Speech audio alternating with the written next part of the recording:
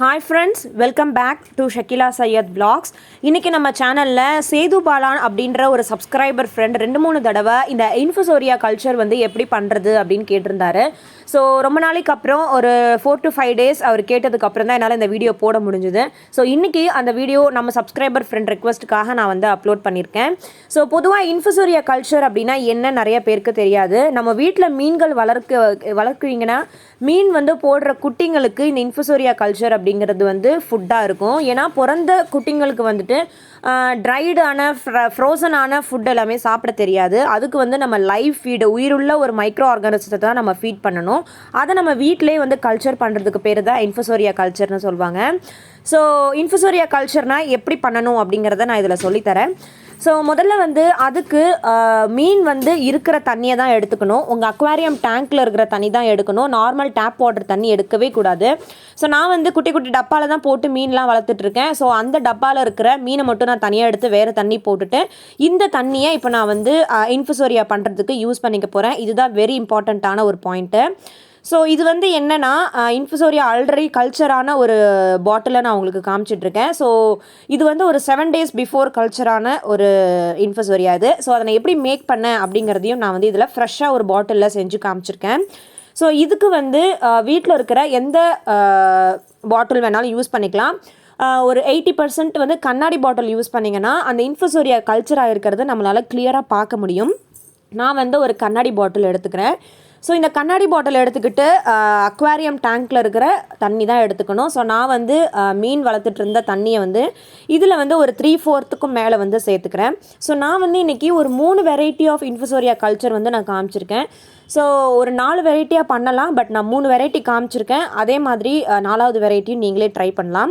So இந்த தண்ணி வந்து நான் ஃபுல்லாக ஃபில் பண்ணிட்டதுக்கப்புறமா இதுக்கு என்னென்ன பொருள் வந்து தேவை அப்படின்னு பார்த்தீங்கன்னா மெயின் திங் வந்து ஃபஸ்ட்டு பாதாம் லீஃப் இருந்ததுன்னா ரொம்பவே வந்து சூப்பராக இருக்கும்.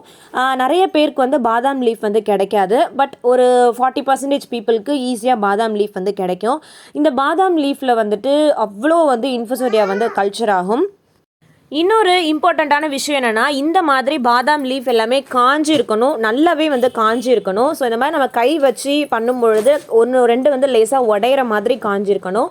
அந்த மாதிரி பாதாம் லீஃப் ஒரு 3-4 கிடச்சிதுன்னா எடுத்துக்கோங்க. ஸோ அதே மாதிரி வாழை இலை. ஸோ வாழை இலையும் பார்த்திங்கன்னா நல்லாவே காஞ்சி போன வாழை இலையாக இருக்கணும். இதுவுமே நம்ம கை வச்சு கசக்கும் போது கொஞ்சம் உடையிற மாதிரி இருக்கணும். ஸோ ரெண்டுத்தையுமே நல்ல தண்ணியில் ஒரு தடவை வாஷ் பண்ணிவிட்டு நீங்கள் வந்து அந்த பாட்டில் உள்ளார போட்டுடலாம். ஸோ இது Day 1 நீங்கள் இந்த ப்ராசஸ் பண்ணுறீங்கன்னா உங்களுக்கு ரிசல்ட் வந்து Day 7 அன்னைக்கு கண்டிப்பாக கிடச்சிரும். இந்த மெத்தடுக்கு மட்டும்தான் 7 days வந்து வெயிட் பண்ணணும், பாதாம் லீஃபுக்கும் வாழை இலைக்கும். அண்ட் இதுக்கு அடுத்து நான் சொல்ல போகிற கல்ச்சர் பார்த்திங்கன்னா அது வந்து 3 நாளில் உங்களுக்கு ரிசல்ட் கிடச்சிரும்.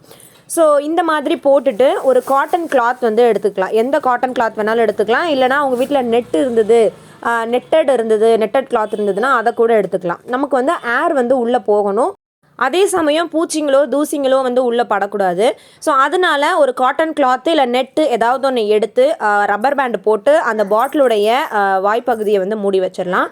ஸோ இதுக்கு வந்து டைரெக்டான சன்லைட் வந்து படக்கூடாது. ஸோ ஓரளவுக்கு வெளிச்சம் இருக்கணும், ஆனால் சன்லைட் படாது. அந்த மாதிரி இடத்துல வந்து இதை வச்சுட்டோம் அப்படின்னா 7th day அன்னைக்கு கரெக்டாக அவங்களுக்கு ரிசல்ட் வந்து வந்துடும்.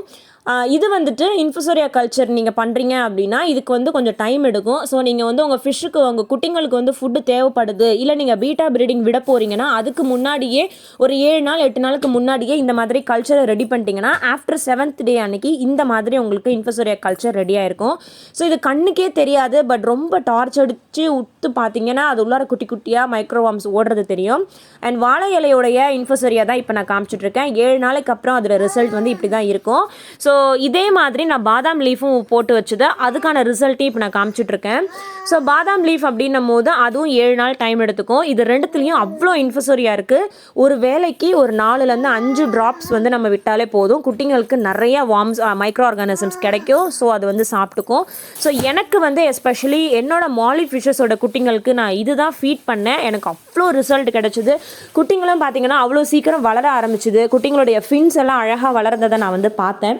ஸோ அதே மாதிரி 3வது மெத்தட் என்ன அப்படின்னா நீங்கள் முட்டைக்கோஸ் கூட எடுத்துக்கலாம். முட்டைக்கோஸ் எடுத்துக்கும் போது ஒரே ஒரு டிப்பு மட்டும் மாற்றி பண்ணணும். என்கிட்ட முட்டைக்கோஸ் வந்து கிடைக்கல, அதனால் என்னால் அதை செஞ்சு காமிக்க முடியல. நீங்கள் முட்டைக்கோஸ் எடுத்துக்கிறீங்க அப்படின்னா ஒரு 5 நிமிஷம் அதை வந்து தண்ணியில் வேக வச்சு எடுத்துட்டு அப்புறம் இதே மாதிரி ப்ராசஸ் வந்து பண்ணுங்கள். ஆனால் நீங்கள் ஊற்றக்கூடிய தண்ணி வந்து பாட்டில் தண்ணி வந்துட்டு ஃபிஷ்ஷு வளர்ந்த தண்ணியாக தான் இருக்கணும், டேப் வாட்டராக இருக்கக்கூடாது. ஸோ அந்த முட்டைக்கோஸ் வச்சு நீங்கள் பண்ணுற இன்ஃபுசோரியா மட்டும் உங்களுக்கு 3 நாளில் ரெடி ஆகிடும். ஸோ அடுத்த ஸ்டெப் என்ன, 4வது வெரைட்டி என்ன அப்படின்னு பார்த்தீங்கன்னா வெஜிடபிள்ஸ் வச்சு யூஸ் பண்ணுறது. ஸோ இதுக்கு வந்து இன்ஃபுசோரியா கல்ச்சர் பண்ணுறதுக்கு நான் ஒரு கண்ணாடி பாட்டில் எடுத்திருக்கேன். இந்த இன்ஃபுசோரியா பார்த்தீங்கன்னா உங்களுக்கு சீக்கிரமாக கல்ச்சர் ஆகிடும், கிட்டத்தட்ட ஒரு 3 நாளில் கல்ச்சர் ஆகிடும். ஸோ அந்த மாதிரி தான். இப்போ என்ன, நான் முட்டைக்கோஸும் 3 நாளில் கல்ச்சர் ஆகிடும்னு சொன்னேன். ஏன்னா வெஜிடபிள்னு எடுத்துக்கும் போது அது சீக்கிரமாக அழுகக்கூடிய ஒரு பொருளாக இருக்கிறதுனால நமக்கு 3 நாளில் இன்ஃபுசோரியா கல்ச்சர் வந்து ரெடி ஆகிடுது.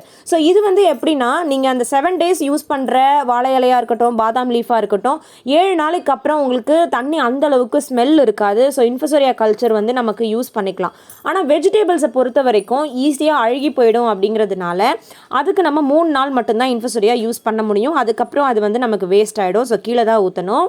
இந்த இன்ஃபுசோரியா கல்ச்சர் வந்து வெஜிடபிள்ஸுக்கு மட்டும் நான் கொதிக்கிற தண்ணியை வந்து சேர்த்துக்கிறேன். ஏன் இந்த மாதிரி சேர்க்குறேன்னா, இன்னும் சீக்கிரம் வெஜிடபிள் வந்து வேகும். ஸோ அதனால தான் முட்டைக்கோஸுக்கு ஆல்ரெடி வேக வச்ச முட்டைக்கோஸு சேர்க்குறீங்க அப்படின்னா நம்ம பச்சை தண்ணியே ஊற்றிக்கலாம். எஸ்பெஷலி மீன் வளர்ந்த தண்ணி, அக்வாரியம் டேங்க் தண்ணி தான் யூஸ் பண்ணணும். நான் கொதிக்க வச்ச தண்ணி வந்து நார்மல் டேப் வாட்டர் தான். அது ஆறுனதுக்கப்புறம் நான் அக்வாரியம் டேங்க் தண்ணி வந்து சேர்த்துக்கிறேன். ஸோ இந்த மாதிரி நம்ம பண்ணுறதுனால ஈஸியாக காய்கறிகள் வந்து அழுக ஆரம்பிக்கும். ஸோ அதுக்காக தான். பட் கொதிக்க வச்சு தண்ணி நீங்கள் ஊற்றுறீங்கன்னா கட்டாயமாக அது கண்ணாடி பாட்டிலாக இருக்கணும். அண்ட் அதை நல்லா ஆறுற வரைக்கும் டைம் கொடுங்க. அதுக்கப்புறம் நம்ம அக்வாரியம் டேங்க்கில் இருக்கிற தண்ணியை வந்து சேர்த்துக்கலாம். அந்த மாதிரி சேர்த்துட்டு அதே மாதிரி இதுக்கும் ஒரு காட்டன் கிளாத் வச்சு ரப்பர் பேண்ட் போட்டுட்டோம் அப்படின்னா இது வந்து 3 நாளில் ரெடி ஆகிடும். அண்ட் குறிப்பாக நீங்கள் நோட் பண்ண வேண்டியது, இந்த 3 நாளில் ரெடி ஆகிறத நீங்கள் வந்து 3 days எண்டு வரைக்கும் தான் வந்து, இப்போது 3rd day உங்களுக்கு இன்ஃபுசோரியா ரெடி ஆகிடுச்சுன்னா 4th day மட்டும்தான் யூஸ் பண்ண முடியும். அதுக்கப்புறம் நீங்கள் கீழே தான் ஊற்றணும். ஏன் அப்படின்னா அதில் இருக்கிற இன்ஃபுசோரியா வந்துட்டு அந்த அளவுக்கு இருக்காது, எல்லாமே இறந்து போயிடும். ஸோ அதுக்கப்புறம் நீங்கள் வந்து மீனுக்கு கொடுத்தீங்கன்னா மீனுக்கு வந்து அது சேராது. ஸோ இதை நான் வந்து க்ளோஸ் பண்ணி வச்சிடுறேன். 3rd day வந்து எப்படி ஃபார்ம் ஆகுது, இன்ஃபுசோரியா அதில் டெவலப் ஆகிடுச்சாங்கிறத எப்படி கண்டுபிடிக்கிறதுங்கிறத நான் உங்களுக்கு அடுத்ததில் சொல்கிறேன். ஸோ day 1 இந்த மாதிரி பண்ணிவிட்டு அதே மாதிரி சன்லைட் டைரெக்டாக படக்கூடாது, பட் வெளிச்சம் இருக்கிற ஒரு இடத்துல வந்து வச்சுருங்க. இப்போ day 2 பார்த்தீங்கன்னா உங்களுக்கு அந்த இன்ஃபுசோரியா கல்ச்சர் வந்து ஃபார்ம் ஆகியிருக்காது. ஆனால் வந்து உங்களுக்கு இந்த தண்ணி பார்த்தீங்கன்னா கலங்களாக இருக்கும். இதுக்கு என்ன ரீசன் அப்படின்னா, பாக்டீரியா உள்ளுக்குள்ளார ஃபார்ம் ஆக ஆரம்பிச்சிருக்குன்னு அர்த்தம்.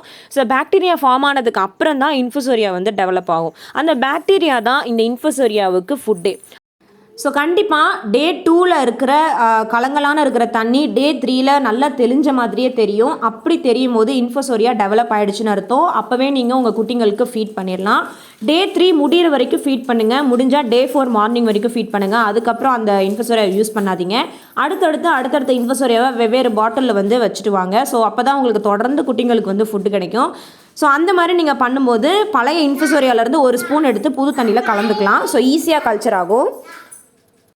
ஏன்னா நீங்கள் ஃபஸ்ட் டைம் செய்யும் போது தான் உங்களுக்கு இன்ஃபுசோரியா புதுசாக காய்கறி அழுகுனதுலேருந்து கல்ச்சர் ஆகும். அடுத்தடுத்த பாட்டில் வைக்கும் போது ஆல்ரெடி கல்ச்சராக இருக்கிறதுலேருந்து ஒரு ஸ்பூன் நம்ம ஆட் பண்ணும்பொழுது அந்த இன்ஃபுசோரியா புதுசான தண்ணியில் போயிட்டு ஈஸியாக வந்து மல்டிபிள் ஆகும். ஸோ இந்த மாதிரி வச்சுக்கிட்டே வந்தீங்கன்னா இன்ஃபுசோரியா ரெடி ஆகிடும். ஸோ இது வந்து நான் ஒரு 4 மெத்தட் வந்து சொல்லியிருக்கேன். இந்த 4 மெத்தடில் நீங்கள் எது வேணாலும் யூஸ் பண்ணி உங்கள் குட்டிங்களுக்கு ஃபீட் பண்ணலாம். இந்த வீடியோ உங்களுக்கு யூஸ்ஃபுல்லாக இருந்ததுன்னா கண்டிப்பாக நம்ம வீடியோக்கு ஒரு லைக் கொடுத்துட்டு சேனலை சப்ஸ்கிரைப் பண்ணிக்கோங்க. தேங்க்யூ ஸோ மச் ஃபார் வாட்சிங் திஸ் வீடியோ. வேறு எந்த மாதிரி வீடியோ வேணும்னாலும் கமெண்ட் செக்ஷனில் தெரியப்படுத்துங்க.